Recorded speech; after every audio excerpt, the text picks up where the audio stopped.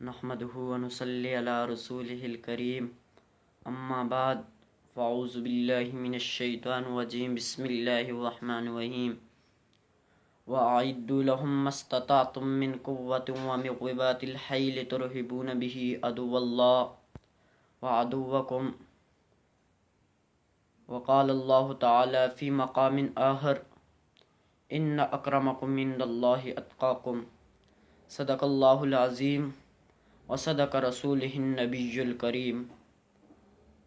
توحید کی امانت سینوں میں ہے ہمارے، توحید کی امانت سینوں میں ہے ہمارے، آسان نہیں مٹانا نام و نشاں ہمارا، مغرب کی وادیوں میں گونجی اذاں ہماری، تھمتا نہ تھا کسی سے سیلِ رواں ہمارا، باطل سے دبنے والے اے آسماں نہیں ہم، 100 بار کر چکا ہے تو امتحان ہمارا۔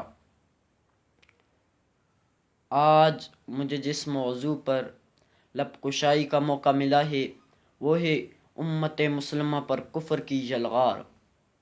یہ بات کسی بھی ذی فہم و عقل پر مخفی نہیں ہے کہ حالات حاضرہ میں برپا ہونے والے کشت و خون کے سیلاب کا رخ صرف اس قوم کی طرف ہے جس نے کائنات میں رہنے والی ہر مخلوق کو اپنے پیام امن کے زیور سے آراستہ کیا ہوا ہے، جس قوم کے رہبر اعظم امام الانبیاء والمرسلین صلی اللہ علیہ وسلم نے من یخرم الرفقہ یخرم الخیرہ کلہ کہہ کر کائنات کے ہر ذرے کو امن کا پروانہ عطا کیا ہے، جس قوم کے سردار اعظم صلی اللہ علیہ وسلم کا یہ پیام امن اور آگ و کرتاس پہ چمک رہا ہے۔ لا یرحم اللہ من لا یرحم الناس۔ آج اسی محسن انسانیت صلی اللہ علیہ وسلم کے اسوہ حسنہ کو اپنانے والی قوم کشت و خون کی ہولناک وادیاں عبور کرتی نظر آتی ہے۔ اسی قوم کا مقدس خون اذہان احجار میں پانی سے زیادہ ارزاں نظر آتا ہے۔ اسی قوم کی عزت و وقار کا بلند و بالا مینار احجار کی تنقید و تدبیر کا تختہ متفق نظر آتا ہے۔ یہود و نصارہ کے مکر و دجل کوہ گراں امت مسلمہ کے آشیانہ پر گرتا نظر آتا ہے۔ ہر اخبار اور رسالہ کا پہلا صفحہ، ہر نیٹ و ٹیلی ویژن کی سکرین، ہر ریڈیو کی سوز و ساز پر خون مسلم کا بحر احمر رواں نظر آتا ہے، اور ایک صاحب قلب و جگر اس کلام کی عکاسی کرتا ہے خون مسلم کے بادل برستے، زمین چار سو ہے معطل لہو سے، جو ڈرتے تھے خود سایہ بدنما سے، وہ ہنل کر رہے ہیں اب ان کے لہو سے۔ عزیزان گرامی قدر، حالات حاضرہ کی سنگینی اہل السلام کے ہر فرد سے یہ مطالبہ کرتی ہے کہ وہ کون سی ذمہ داری تھی جسے ادا نہ کر کے امت مسلمہ حالات کے اس دیانے پر پہنچ چکی ہے کہ آج امت کی بیٹیوں کی نہ عزت محفوظ ہے نہ جان محفوظ ہے۔ آج امت مسلمہ کی معصوموں کو زندہ جلایا جا رہا ہے۔ کتنے ہزار مسلمانوں کو زندہ جلایا گیا، حلب سے لے کر کشمیر تک، شام سے لے کر برما تک ان پر زمین تنگ کر دی گئی، ان کے گھروں کو جلایا جا رہا ہے، چھوٹے معصوم بچوں کے جسم کے اعضاء کاٹے جا رہے ہیں اور انہیں کھایا جا رہا ہے۔ ہائے افسوس، امت مسلمہ بے حسی اور بغیرتی کی چادر اوڑھے سو رہی ہے۔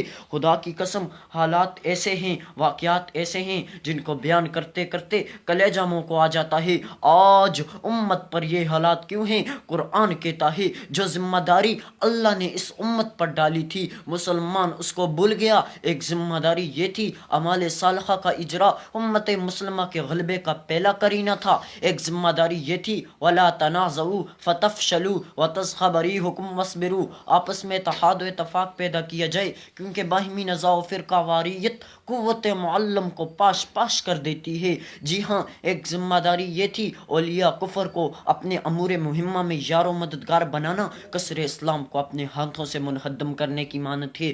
اللہ کا قرآن اور رسول کا فرمان تو یہ ہے کہ یہود و نصارہ کو اپنا دوست مت بناؤ، کیونکہ وہ آپس میں ایک دوسرے کے دوست ہیں۔ حضرت حسن بصری رحمۃ اللہ علیہ اس کی تشریح کرتے ہوئے کہتے ہیں ای لا تشتریہم فی امورکم، یعنی انہیں اپنا مشیر بنا کر اپنی بنیان مرصوص پر نقب زنی نہ کرو۔ تو امریکہ کے اس ملعون پادری کو دیکھو جس نے قرآن کریم کو جلا کر اپنے لیے جہنم کا ایندھن تیار کیا ہے۔ کبھی کوئی یہودی وزیر قرآن کو ہاتھ میں لہراتا ہوا بکواس کرتا ہے کہ جب تک قرآن ہے دنیا مہذب نہیں بن سکتی. کبھی سلمان رشدی جیسے شامین رسول ناموس رسالت پر انگلی اٹھاتے ہیں، کبھی کوئی کالا کافر صحابہ پر تبرہ کرتا نظر آتا ہے. ان تمام حالات سے بچنے کا ایک عظیم فارمولہ قرآن کریم نے بول دیا ہے، یعنی صبر کے تمام درجات کو اپنا کر صرف رب ذوالجلال کا خوف دل میں بٹھا لو، دنیا تمہارا کچھ نہیں بگاڑ سکتی. ایک ذمہ داری یہ تھی، لقد کان لکم فی رسول اللہ اسوۃ حسنہ، لیکن ہم نے آقا صلی اللہ علیہ وسلم کے اسوہ حسنہ کو فراموش کر دیا.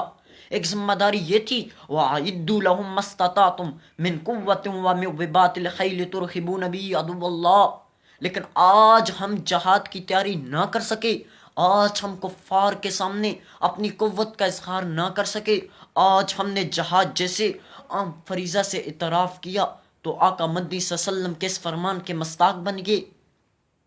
اذا ترکتم الجہاد فسلط اللہ علیکم الذلہ، آقا نے فرمایا جب تم جہاد کو ترک کر دو گے تو ذلت تم پر مسلط کر دی جائے گی. کون سی ایسی ذلت ہے جو ہم پر مسلط نہ ہوئی؟ مسلمان عورتوں کو ان کے مردوں کے سامنے ننگا کر کے ان کی عزت لوٹی جا رہی ہے، مسلمانوں کی مسجدیں جلائی جا رہی ہیں، قرآن کو جلایا جا رہا ہے، بچوں کو سریعام ذبح کیا جا رہا ہے.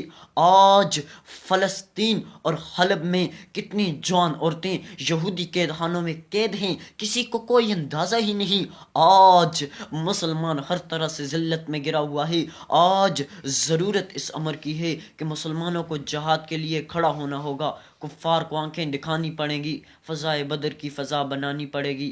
بقول شاعر، فضائے بدر پیدا کر فرشتے تیری نصرت کو اتر سکتے ہیں گردوں سے قطار اندر قطار اب بھی. خدا کی قسم اگر آج مسلمان کے اندر جذبہ جہاد پیدا ہو جائے تو کفر پاش پاش ہو جائے.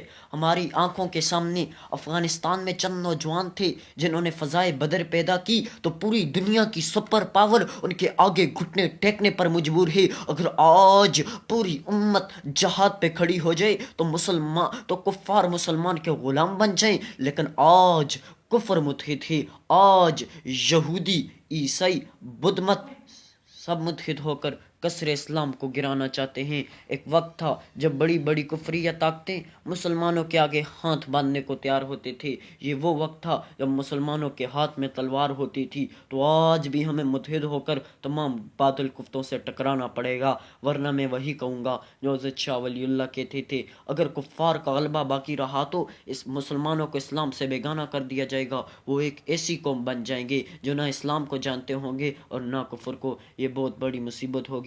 لہٰذا حالات کے سیل رواں ہمت کا بند باندھ کر عالم کفر کو یہ باور کرا دیں. کچھ اہل ستم کچھ اہل خشم میں خانہ گرانے آئے تھے، دہلیز کو چوم کے چھوڑ دیا، دیکھا کہ یہ پتھر باری ہے، زخموں سے بدن گلزار سئی تو اپنے شکستہ تیر گنوں، خود ترکش والے کہہ دیں کہ یہ بازی کس نے ہاری ہے. والسلام.